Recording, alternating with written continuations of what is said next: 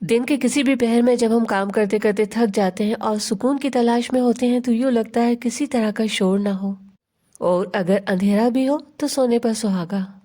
ماں بچوں کو سلانے کے لیے کمرے میں اندھیرا کر دیتی ہے۔ نیک بچے جب چاہتے ہیں کہ ان کے ماں باپ آرام کر لیں تو ان کے کمرے میں اندھیرا کر دیتے ہیں۔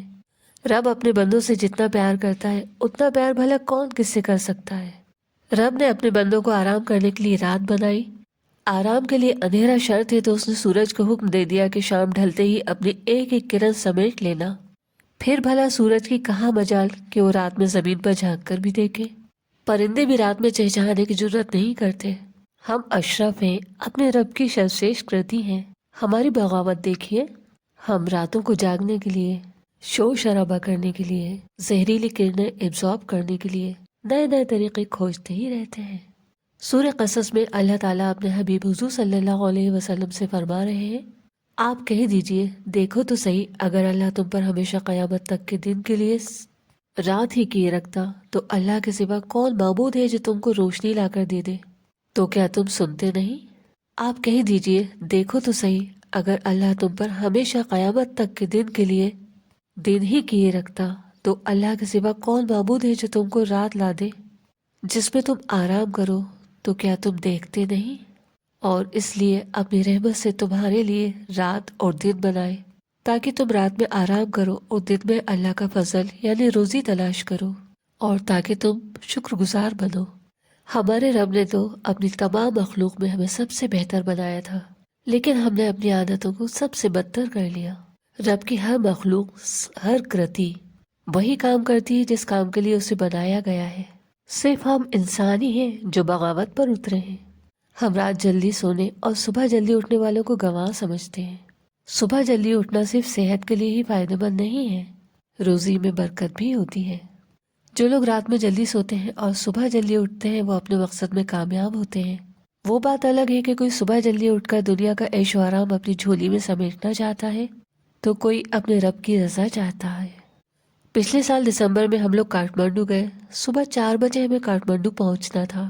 ہم لوگ آپس میں بات کر رہے تھے کہ صبح ہم بہت جلدی پہنچ جائیں گے، سڑکیں سونی ہوں گی، اندھیرا بھی ہوگا، کیوں نہ ہم کچھ وقت ویٹنگ روم میں گزار لیں۔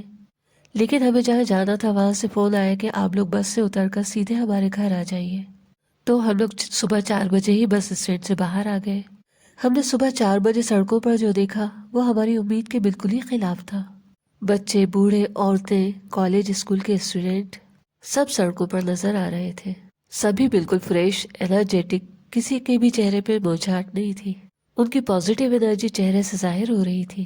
ہر چہرہ مسکراتا ہوا نظر آ رہا تھا۔ اس کا راز یہ ہے کہ وہاں سارے لوگ رات میں بہت جلدی سوتے ہیں اور صبح جلدی اٹھ جاتے ہیں۔ اب ہم اپنا شہر دیکھیں، ایک کڑوا سچ ہے، یہاں جس علاقے میں قرآن پڑھنے والے لوگ زیادہ رہتے ہیں اور اپنے آپ کو حضور صلی اللہ علیہ وسلم کا عاشق کہتے ہیں، وہاں سڑکوں پر 2 بجے رات میں بھی یوں لگتا ہے جیسے ابھی دن کا 2 بجا ہے۔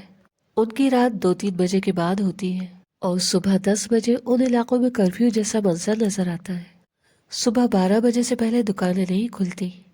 اس طرح قدرت کے اصولوں کو چیلنج کیا جاتا ہے، اللہ کے احکام کو نظر انداز کیا جاتا ہے، پیارے نبی حضور صلی اللہ علیہ وسلم کی نافرمانی کی جاتی ہے۔ پھر ہم شکوہ کس سے کرتے ہیں کہ روزگار کی بڑی دقت ہے؟ ہم یہ کیوں بھول جاتے ہیں کہ رزاق تو اللہ ہے؟ پھر شکوہ کس سے اور کیوں؟ ماحول ہی کچھ ایسا بن گیا ہے۔ بات کچھ سال پرانی ہے۔ صبح 11 بجے میں کسی کو فون لگا رہی تھی، اتفاق سے رانگ نمبر لگ گیا۔ دوسری طرف سے کسی لیڈی نے فون اٹھایا، میں آواز سے ہی سمجھ گئی کہ میرا غلط فون لگ گیا۔ میں نے فوراً معافی مانگ لی۔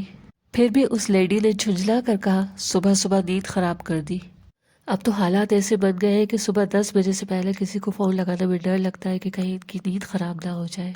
ہمیں یہ نہیں بھولنا چاہیے کہ جس طرح رب کے سوا کوئی دن کو رات یا رات کو دن میں نہیں بدل سکتا، اسی طرح کوئی بھی رب کے سوا ہمارے برے دنوں کو اچھا یا اچھے دنوں کو برا نہیں بنا سکتا۔